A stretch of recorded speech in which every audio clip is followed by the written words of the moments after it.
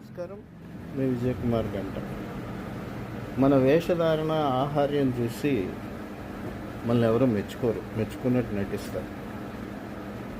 ఏ కారణం చేతైనా నలిగిన చొక్కా వేసుకుంటే ఏలెత్తి చూపిస్తారు. ఇది సమాజం యొక్క తీరు. ఈ సమాజంలో మనమేదో ప్రత్యేకంగా ఉండాలని ఈనాటి యువత తల్లిదండ్రులను ఏడిపించి బైకుల కోసం, స్కూటీల కోసం నానా రకాలుగా ఇబ్బంది పెడుతుంది. ఈ పొద్దు ఓ మధ్యతరగతి ఉద్యోగి నెలకి 70,000 సంపాదించు.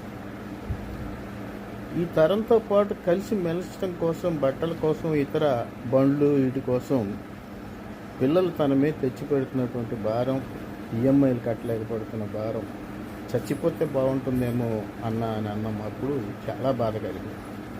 ఇంతగా తల్లిదండ్రులు విసిరి పెట్టాలా? ఈ విషయాన్ని యువత ఆలోచించండి. మీ